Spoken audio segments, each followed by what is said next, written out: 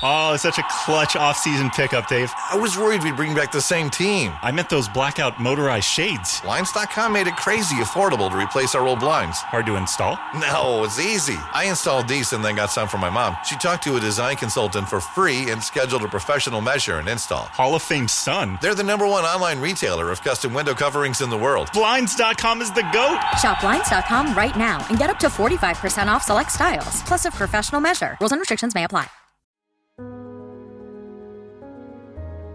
Hello and welcome to All Indians Matter. I am Ashraf Engineer. In episode 1 of this series on the rise of oligarchy in India, we talked about how it impacts the economy and fortunes of common citizens like you and me. In this second and final episode of the series, I want to talk about its impact on democracy and what can be done for India to set things right. All Indians Matter. Logic tells us that there should be a higher burden of taxes on the super rich. Ask people and most will tell you that they support such a policy. However, what we find is that the ultra wealthy are actually subsidized in various ways through a tax burden that's nominal compared to their wealth, through loan waivers, through policy tweaks and so on. What this means is that the fiscal burden is shifted disproportionately downwards to the middle and lower classes. The way the goods and services tax is structured is only one example of it. People who struggle to send their children to school or access even basic healthcare do not get the help they need for these reasons. So rising inequality is a result of redistributive policies that help the richest get even more rich. You see, when democracy combines with oligarchy, inequality gets more and more stark, but is talked about less and less by institutions like the media because they too are increasingly owned by the oligarchs. These outlets are used also to make the case for their owners, their editors unashamedly supporting the party line and shaping coverage in a manner favorable to their owners as political allies. Concentrated wealth serves as a source of power as well as the motivation to concentrate it even more. Look anywhere, whether it's in the US or India, even if the oligarchs compete in certain industries, they unite when it comes to threats to their wealth.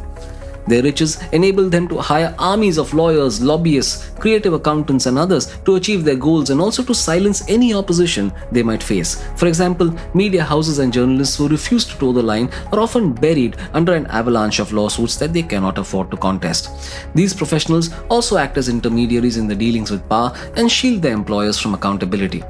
Whatever hardship common people face, oligarchs experience no disruption in their lives or businesses. Incidentally, the election of Donald Trump in the US is interesting in the context of our discussion. Trump has sought to create deep partnerships with business and technology leaders. As I said, the symbiotic relationship between the power center and the business elite means quid pro quo. So Elon Musk has an oversized influence on Trump and his policies. Musk was already the world's richest man, and now his power has expanded further. In turn, he has contributed huge amounts to the Trump campaign and worked hard to make him win. So, not only is there a threat to the capitalist structure in the US, it could even erode its democracy. As things stand, the state has turned into a profit center for large businesses, and it's not as if this is the work of one political party alone, whether it's in the US or India. In India, both the Congress and the Bharatiya Janata Party favor the industrial route to progress. What varies is which industrial houses each favors when in power. To the Congress's credit, it has tried hard to balance social welfare with industrialization, and the economy has fared better under it, and it has achieved more broad-based growth. I don't think the oligarchs simply want to bypass the complicated and lengthy routes to expansion or to insulate themselves from scrutiny. In my view, they want to replace the government in many of the tasks it traditionally does. In India, one example could be the rapid handing over of existing infrastructure and the creation of new infrastructure to select business houses. In the US, Musk wants to be the one to shape the future of space exploration, and for that, he wants NASA's autonomy to be reduced. That could mean it becomes a glorified contracting agency, handing over much of its work to Musk's company, SpaceX. There's absolutely no doubt that the rise of oligarchs means that our political leaders have failed us. Nobody says democracy is perfect, but it's the best form of government we have. Today's leaders have no answer to the challenges before us: the cost of living, high unemployment, poverty, hunger, inequality, digital security threats, the climate, and many more. So they consolidate power through alliances with the ultra-wealthy instead. Oligarchy is just one of the many threats to democracy, but it's a serious one. Our leaders need to make a stronger case for democratic rule, and that means democracy must deliver on its promises. It means standing up for institutions, for instance, an independent judiciary, a neutral election commission, a free press, civil society. We need a better national discourse on the principles on which this country was built and whether it is meeting its obligations to the people. And it's not just up to the leaders but us as ordinary citizens. The first act of oligarchs and their political allies is to chip away at the checks and balances on their power. So it's important to remember that democracy isn't just the holding of elections but also public debate, a competitive polity, guaranteed individual rights and accountability.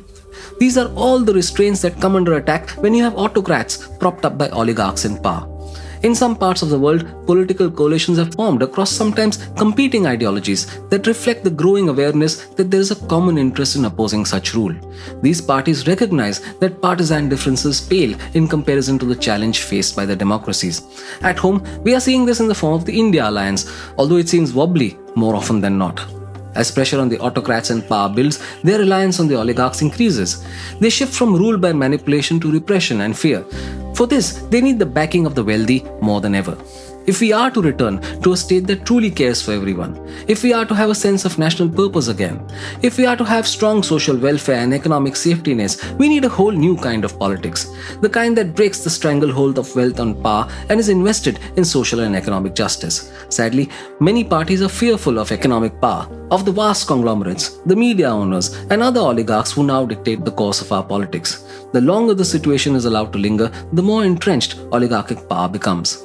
If we want to preserve our democracy, reach for equality, and have a state that functions for everyone, not just the wealthy few, we don't need an acceptance of massive economic influence, but to beat back its grip on power and national resources.